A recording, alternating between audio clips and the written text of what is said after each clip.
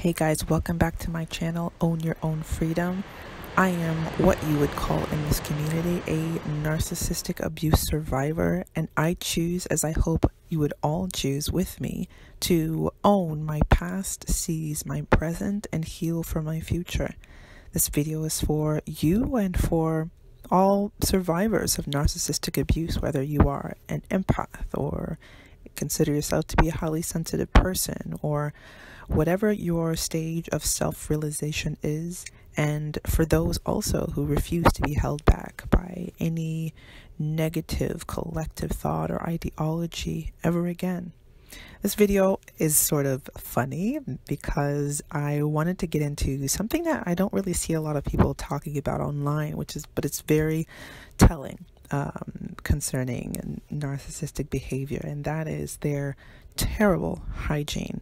Now, when I say terrible, it doesn't necessarily mean that they all have terrible hygiene, because otherwise how would they get people to date them and marry them?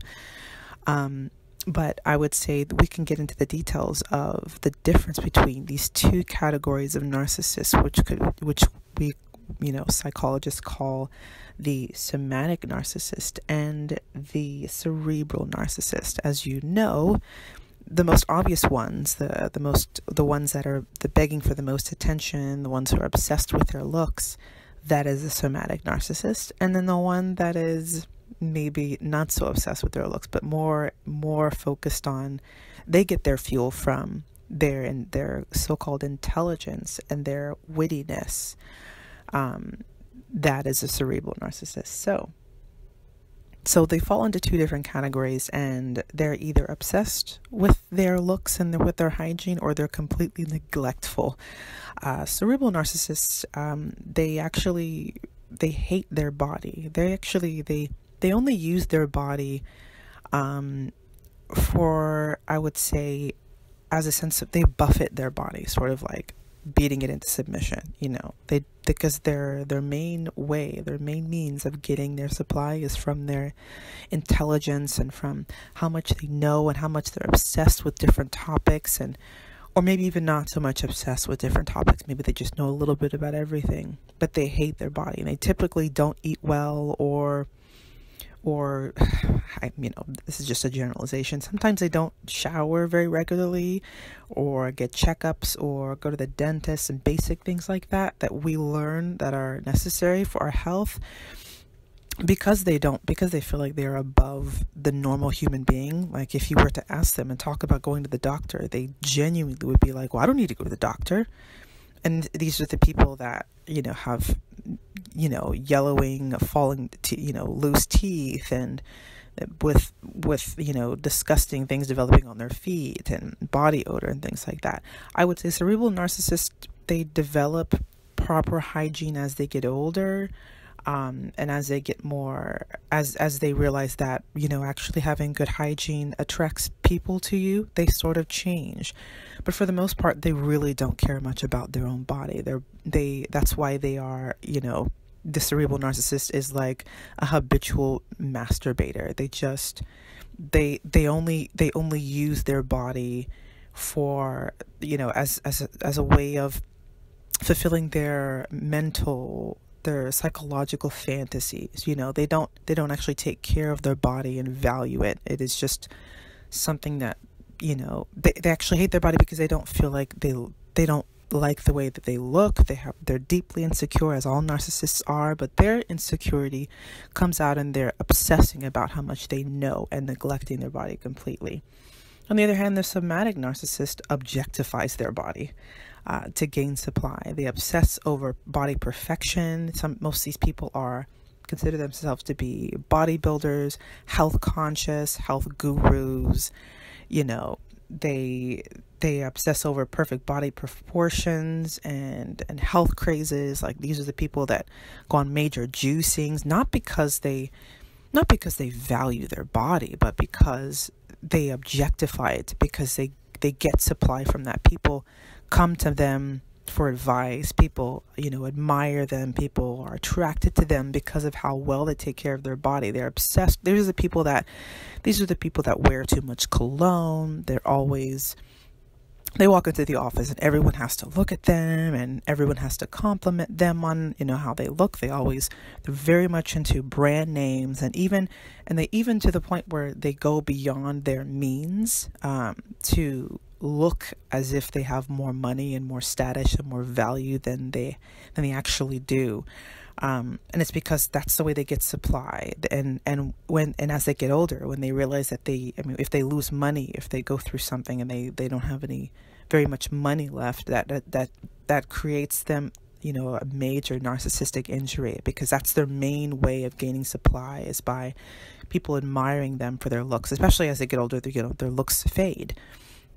So also cerebral narcissist learns, when they learn later life to take care of their body, usually that happens because of a major narcissistic injury, like I just mentioned, you know, where maybe something simple, like someone tells them, oh, your breath stinks, you know, which is something very basic. Like a child would tell you that your breath stinks. You should be able to determine whether your breath stinks in the morning, especially. But that is a major narcissistic blow to a cerebral narcissist, because you know, they can't take any form of criticism, and that's sort of sets them off to sort of become obsessed with you know, for a time, but it never lasts. Obsessed with how they look and how they smell and everything. And if someone says that they dress weird, they go out and buy a big, you know, high-end suit and, you know, waste all their money on it just to show that person that they don't actually dress weird and things like that.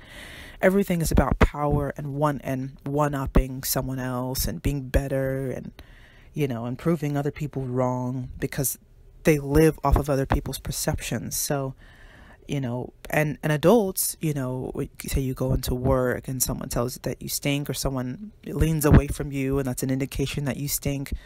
Adults don't tolerate stinky people. You know, we don't deal with, you know, people who have poor hygiene. We avoid people like that. We don't hire people like that. There's a stigma against having poor hygiene, because that means you have poor health. So if your breath stinks, you have body odor, you know, you have, I don't know, you have, you know, bad skin, you know, things like that. People take notice of that, and that decreases your value in the eyes of other people, because the basic thing that we as human beings need to do is to take care of our body. And if we're not doing that, that means that indicates to other human beings that you're not a person of value. Things like doctor visits or dentist visits elicit major injuries, because imagine having an aching tooth and finally you decide to go to the doctor just to, you know, and narcissists only expect to get, like, you know, a shot to make the pain go away, and then they leave. They don't expect for the doctor to tell them, hey, you haven't been brushing your teeth, I don't know, for the last several years. You probably need to do that, and I'm going to do like 3 root canals right now because your teeth are literally falling out of your skull. They don't expect that.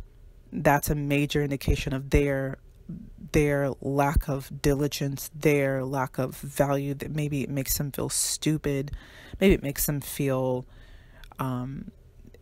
makes them realize that they don't know as much, and that their body is important, that, you know, that their body's an indication that they're not perfect. Like that, those visits really, that's why they avoid going to the doctor, going to the dentist. Even when things get really bad, they avoid it.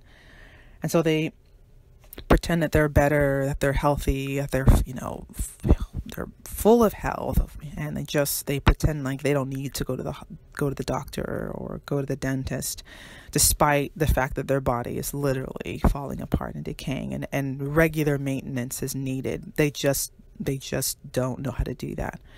That would be an indication that they're not perfect, and they can't admit that. So let me know what you think in the comments about this video with the hashtag #OwnYourOwnFreedom. I really like this topic because, as you can see, narcissists are their habits are very easy to identify once you've studied them and you pay attention. They really are sad creatures.